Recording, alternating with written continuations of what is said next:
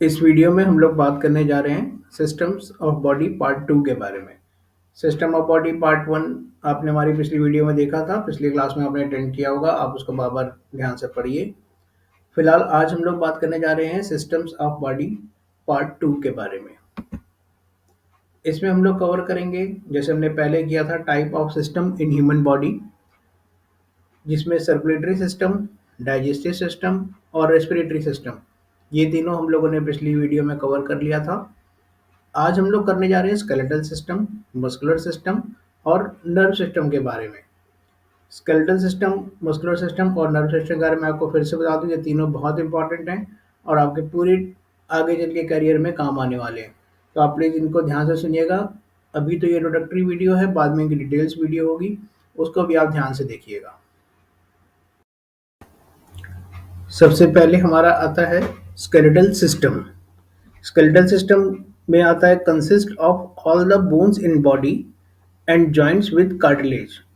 Skeletal system में जितनी भी हमारी बॉडी की बोन्स हैं वो आती हैं, जो कि टोटल 206 हैं। और जो भी जॉइंट्स हैं हमारे, जो आप डिटेल में पढ़ेंगे, तो सारे जो बोन्स एंड जॉइंट्स को मिलाकर, इवन उसमें कार्टिलेज भी होते हैं, थोड़े सॉफ्ट टिश्यू भी होते हैं, उन सबको मिलाकर स्केलेटल सिस्टम बनता है। फिर the skeletal system functions as the basic framework of a body and the entire body are built around the hard frame of skeleton. मतलब जो स्केलेटल सिस्टम है वो एक बेसिक फ्रेमवर्क की तरह बात करता है, काम करता है। और जो पूरी बॉडी है वो इसी हार्ड फ्रेमवर्क के ऊपर बनी हुई है। जैसे मान लीजिए आपने देखा होगा कोई घर बन रहा है, अब वो घर की जो ईंटें रखी हुई हैं, जो उसका मेन ढांचा है, जो पिलर्स खड़े हैं, वो स्केलेटल सिस्टम है। तो एक घर का जो पिलर है वो एक ह्यूमन बॉडी में स्केलेटल सिस्टम वाला काम करता है। Almost all the rigid and solid part of body are the main component of the skeletal system। जो भी rigid और solid हिस्सा है हमारी बॉडी का, वो मेन कंपोनेंट होता है स्केलेटल सिस्टम का। बाकी सब सॉफ्ट टिश्यू होते हैं, जैसे हमारी मसल्स हो गई, ब्लड वेसल्स हो गई, और भी चीज़ें हैं, वो सब कुछ सॉफ्ट में आती हैं। जो सॉलिड पार्ट या रिजिड पार्ट है वो स्केलेटल सिस्टम है। और joint play an important role in the skeletal system as it helps in permitting the different type of movements at different location। अब बोन्स के साथ साथ बोन्स में जॉइंट होने भी जरूरी है। जॉइंट होते हैं तभी मूवमेंट्स हो सकती है। जैसे अब आगे आप लोग पढ़ेंगे, शोल्डर जॉइंट है, एल्बो जॉइंट है, रिस्ट जॉइंट है। हर जॉइंट के अलग अलग फंक्शन होते हैं, अलग अलग मूवमेंट्स होती है। तो वो इसीलिए पॉसिबल है क्योंकि जॉइंट्स हैं। तो ये हमारा स्केलेटल सिस्टम हो गया। अभी ये आगे डिटेल में आने वाला है। अब जो हमारी जो नेक्स्ट क्लास होगी वो स्केलेटल सिस्टम की होगी। इसमें हम डिटेल में बोन्स और जॉइंट्स के बारे में पढ़ेंगे। अब हम लोग अपने नेक्स्ट सिस्टम की तरफ पढ़ते हैं। मस्कुलर सिस्टम में आती हैं हमारी मसल्स। जैसे आपने बोन के बारे में पढ़ा, वैसे आप देखेंगे इस इमेज में एक एग्जांपल के तौर पे बाइसेप्स मसल दी गई है। तो जो मसल है वो बेसिकली अटैच्ड होती है बोन के साथ ही। जैसे इसमें लिखा हुआ है, muscles are attached to bone at 2 points which are origin and insertion. मतलब अब जैसे इस इमेज में आप देखेंगे कि ऊपर इसके जो 2 पार्ट हैं ये भी बोन के साथ अटैच्ड हैं, और जो नीचे भी एक बोन के साथ अटैच्ड है। तो ये ऊपर वाला पार्ट इसका ओरिजिन है बाइसेप्स मसल का, और नीचे वाला इंसर्शन है। अब muscles act by contracting at the insertion mostly. मतलब ज़्यादातर जो मसल का एक्शन होता है वो, मतलब जो इंसर्शन है, जैसे ये नीचे वाला पॉइंट है, इसको ओरिजिन की तरफ खींचेगी। जैसे आप ये एरो का डायरेक्शन देख रहे हैं, इस एरो के डायरेक्शन में मसल कॉन्ट्रैक्ट होगी, और जैसे ही मसल कॉन्ट्रैक्ट होगी उसी हिसाब से मूवमेंट होगी। तो इसमें आप देखेंगे जैसे ये एल्बो जॉइंट है, तो जैसे जब ये मसल कॉन्ट्रैक्ट होगी तो ये एल्बो मुड़ेगी। तो ये मसल का एक्शन है कि मसल जब कॉन्ट्रैक्ट होती है तो वो जॉइंट में मूवमेंट करती है, दोनों साइड पे वो अटैच्ड है। In this image, bicep muscle contraction will lead to elbow flexion movement when it contracts and pull insertion in the direction of arrow। सही वही सेम बात मैंने आपको बताई है अभी कि इसमें ये बाइसेप्स मसल दिखाई गई है। इसकी कॉन्ट्रैक्शन जो होगी, जब ये मसल कॉन्ट्रैक्ट करेगी, जैसे कि आप एरो के डायरेक्शन देख रहे हैं, इसमें कॉन्ट्रैक्शन करके वो एल्बो पे फ्लेक्शन मूवमेंट क्रिएट करेगी। मसल्स की भी हमारी बॉडी में बहुत सारी मसल्स होती हैं। हमें आपके इस कोर्स में हम लोग एक बेसिक जो मसल ज़्यादा इंपॉर्टेंट है, आपकी पूरी जो टेक्निक में काम आने वाली हैं, जो ट्रीटमेंट पेशेंट को आप करेंगे उसमें काम आने वाली हैं, उनके बारे में हम आगे डिटेल में करेंगे, जो कि हमारा नेक्स्ट टू नेक्स्ट चैप्टर है, muscular system.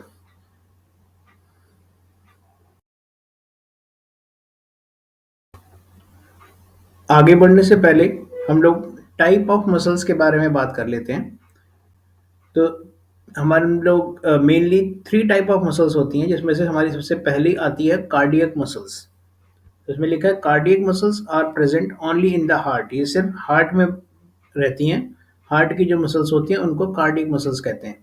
These muscles are responsible for the pumping action of the heart and therefore are responsible for the circulation of blood throughout the body। जैसा आपने अभी रेस्पिरेटरी सिस्टम वाले और circulatory system वाले chapter में पढ़ा था कि जो ये हार्ट है पंप करता है ब्लड को लंग्स की तरफ भी बॉडी की तरफ भी। तो वो जो पंपिंग एक्शन है हार्ट का, वो एक मसल है कार्डियक मसल, वो करवाती है। तो cardiac muscles are also an involuntary type of muscle. जो कार्डियक मसल है वो इनवॉलेंट्री होती है, यानी कि आप उसको अपनी मर्जी से कॉन्ट्रैक्ट नहीं कर सकते। The contraction of these muscle can not be control consciously. वो आप से कंट्रोल नहीं होगी। आप ना उसको चाहें तो आप चाह के उसको बंद नहीं कर सकते, आप चाह के उसको स्टार्ट नहीं कर सकते। वो एक कॉन्टिन्यूस फ्लो में हार्ट आपका कॉन्ट्रैक्ट किए जा रहा है। जो भी लिविंग बॉडी है उसमें जो हार्ट बीट है वो हमेशा चलती रहेगी, क्योंकि तभी वो पंपिंग एक्शन होता रहेगा जो कि रेगुलर है। इसीलिए जो कार्डियक मसल्स है वो एक इनवॉलेंट्री ग्रुप ऑफ मसल है और जो कि सिर्फ हार्ट में पाई जाती है। कार्डियक मसल के बाद आती हैं विसरल मसल्स। इसमें visceral muscles are found within organs such as intestines, the blood vessel and the stomach. मतलब जो विसरल मसल्स है वो इंटेस्टाइन में पाई जाती हैं, जो हमारी डाइजेस्टिव सिस्टम का पार्ट है इंटेस्टाइन, ब्लड वेसल्स में पाई जाती हैं और स्टमक में पाई जाती हैं। These muscle tissue causes contraction with in the organs. मतलब एक ऑर्गन के अंदर का जो कॉन्ट्रैक्शन है वो ये मसल कराती है, which help in the transportation of materials with in the organs. जिससे कि जो मान लीजिए फॉर एग्जांपल ये स्टमक है, आपने खाना खाया जो आपके माउथ कैविटी से आया, अब वो स्टमक से ट्रांसफर होगा आगे इंटेस्टाइन में जाएगा, इंटेस्टाइन से स्मॉल इंटेस्टाइन से लार्ज इंटेस्टाइन में जाएगा। ये जो सारा एक्शन है ये विसरल मसल कराती है उस। या फिर अब मान लीजिए ब्लड वेसल है, ब्लड वेसल में जो ब्लड है उसको आगे पंप करना, वो भी विसरल मसल का काम है। कि मतलब ब्लड वेसल में भी इस तरीके की मसल्स होती हैं। The activity of these muscles can not be control consciously. जैसे कार्डियक मसल थी वैसे विसरल मसल्स भी कंट्रोल नहीं हो सकती consciously, and therefore these are also a type of involuntary muscle. इसीलिए ये भी इनवॉलेंटरी मसल्स हैं। जैसे कार्डियक मसल इनवॉलेंटरी थी वैसे ये विसरल मसल भी इनवॉलेंटरी मसल्स में आती है।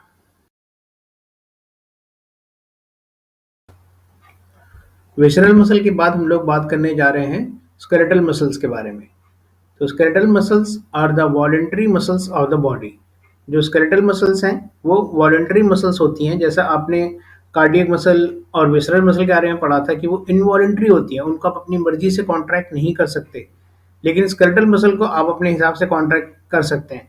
आप अपने हाथ को हिलाना चाहें, हाथ उठाना चाहें, फिंगर्स को मूव करना चाहें, पैर को चलाना चाहें, आप सब कुछ अपनी मर्जी से कर सकते हैं, अपनी मर्जी से उठा सकते हैं, अपनी मर्जी से रख सकते हैं। सब कुछ वॉलेंटरी कंट्रोल है। इसलिए जो स्केलेटल मसल्स हैं ये वॉलेंटरी मसल्स होती हैं। The activity of these muscles can be controlled by conscious thought.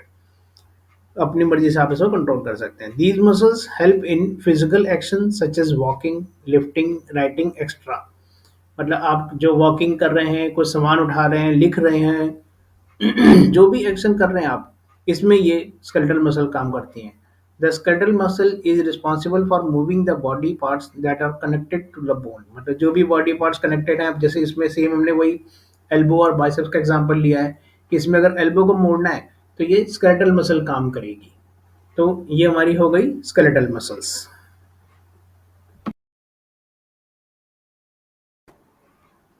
अब हम लोग बात करने जा रहे हैं नर्वस सिस्टम के बारे में। तो इसमें आता है the nervous system consist of brain, spinal cord, nerve fibres and nerve cell which transmit impulses of the nerve between different part of the body। तो नर्वस सिस्टम में क्या क्या पार्ट आता है? एक तो ब्रेन आता है। ब्रेन जो है वो स्पाइनल कॉर्ड में कन्वर्ट हो जाता है। मतलब जो हमारी जो वर्टिब्रल कॉलम है उसके अंदर से एक नर्व का पूरा बंडल जा रहा है जिसको स्पाइनल कॉर्ड कहा जाता है। फिर नर्व फाइबर आते हैं। हमारी स्पाइनल जो वर्टिब्रल कॉलम है, स्पाइन है जो, उसकी हर ब्रांचेस से नर्व फाइबर निकल रहे होते हैं और वो नर्व फाइबर आगे जाके नर्व सेल्स में कन्वर्ट हो जाते हैं। तो it is a system found in animals that synchronizes its function by passing signal to and from different part of the body। मतलब वो जो नर्वस सिस्टम है ये इम्पल्स देता भी है और स्टिमुलस लेता भी है। मान लीजिए किसी को पेन हो रहा है तो जो पेन की सेंसेशन है वो ब्रेन में जाएगी, वो भी नर्व के थ्रू जाएगी। या कोई मूवमेंट करनी है, मूवमेंट की जो कमांड है वो भी ब्रेन से आएगी। तो ये जो फंक्शनिंग है ह्यूमन बॉडी की उसको कंट्रोल करता है। इसमें आगे it consist of brain, spinal cord and peripheral nerves. कि ब्रेन है, स्पाइनल कॉर्ड है और पेरिफेरल नर्व्स है। पार्ट्स ऑफ नर्वस सिस्टम के बारे में बात करेंगे। नर्वस सिस्टम को हम सिंपली दो पार्ट्स में डिवाइड कर सकते हैं। पहला आता है सेंट्रल नर्वस सिस्टम, दूसरा आता है peripheral nervous system. Central nervous system में आता है it consist of the brain and spinal cord.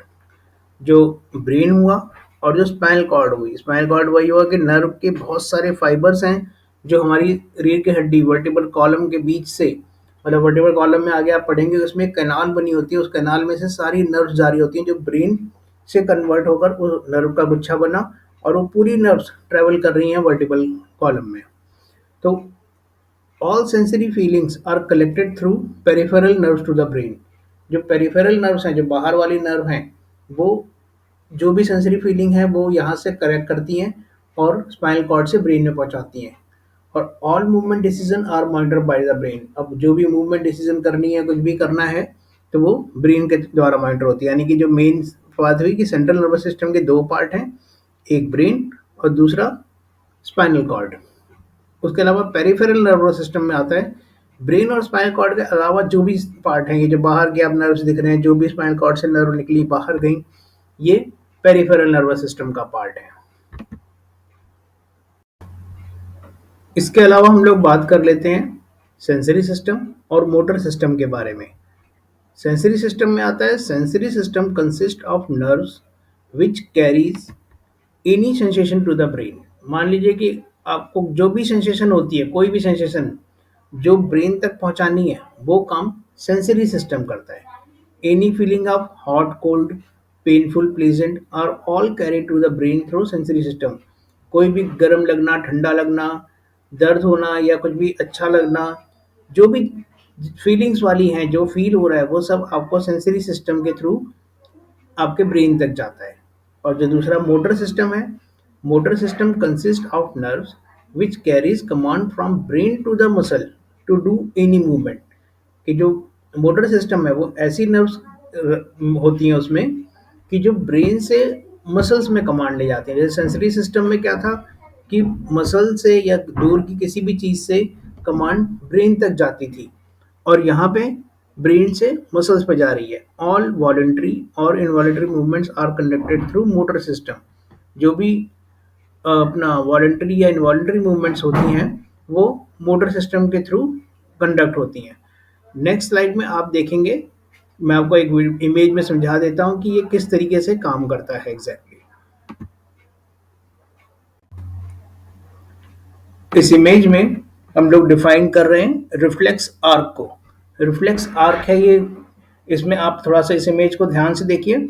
इसमें जैसे ऊपर एक ह्यूमन हैंड दिखाया हुआ है और इधर ये जो भी ग्रीन वाला है ये कोई कांटा है या कोई भी स्टिमुलस है, मान लीजिए कोई गर्म ठंडी चीज है, जो जिससे एक सेंसेशन इस ह्यूमन बॉडी में डेवलप हुई कि मतलब यहाँ पे कुछ भी एक कांटा चुभ रहा है।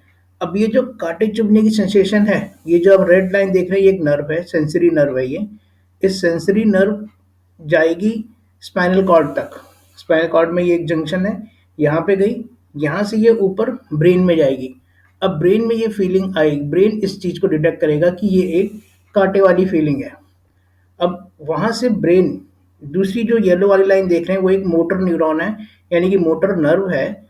उस मोटर नर्व से ये मसल्स में गया, मसल्स पे कमांड देगा कि एल्बो बेंड हो जाए, जिससे ये जो हाथ है ये कांटे से दूर हो जाए। जैसे हमें कोई भी, हम जा रहे हैं, अचानक से कोई हमने गर्म चीज को टच किया तो अचानक से हमारा हाथ हट जाता है, तो वो रिफ्लेक्स होता है कि झटके से हो गया। और उस झटके के बीच में के जो स्टेप्स हैं वो यही है कि सेंसरी नर्व के थ्रू ब्रेन में गया, ब्रेन ने डिटेक्ट किया और ब्रेन ने ही ये कमांड दे दी कि तुरंत हटा ले। ये सब कुछ इस मिली सेकेंड में होता है। ये एक तरीके का रिफ्लेक्स आर्क होता है। इस इमेज से आपको एक आइडिया लग जाएगा कि सेंसरी सिस्टम बेसिकली क्या हुआ, जो सेंसेशन को ब्रेन तक लेकर गया। मोटर सिस्टम क्या हुआ, जो कमांड को मसल्स तक लेकर आया। तो ये एक छोटा सा एग्जांपल है सेंसरी और मोटर सिस्टम का। लिया है स्केलेटल सिस्टम, मस्कुलर सिस्टम और नर्वस सिस्टम। तो आप इस वीडियो को बार बार रिपीट कर करके देखें। कई चीज़ें ऐसी हैं जो आपको धीरे धीरे समझ में आएंगी। कोई ज़रूरी नहीं है कि आपको एक ही राउंड में एक ही मिनट में समझ में आ जाए। आप इसको जितना रिपीटेडली देखेंगे उतना आपको और कॉन्सेप्ट क्लियर होते रहेंगे।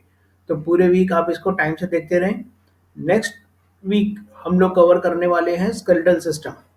तो मैं यही बोलूँगा कि आप यूट्यूब चैनल का लिंक आपके पास है ही, आप उसमें देखेंगे। उसमें हमने स्केलेटल सिस्टम को प्राइवेट नहीं रखा हुआ, वो पब्लिक है।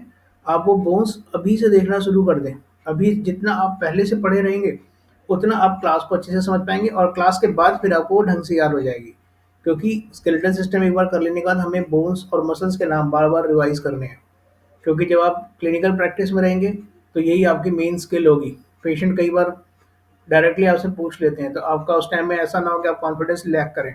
तो मैं चाहता हूँ आप कोर्स कंप्लीट करने तक फुल्ली कॉन्फिडेंट हो कि पेशेंट कोई भी क्वेश्चन पूछे तो आप उसका जवाब दे सकते हैं। Okay, thank you.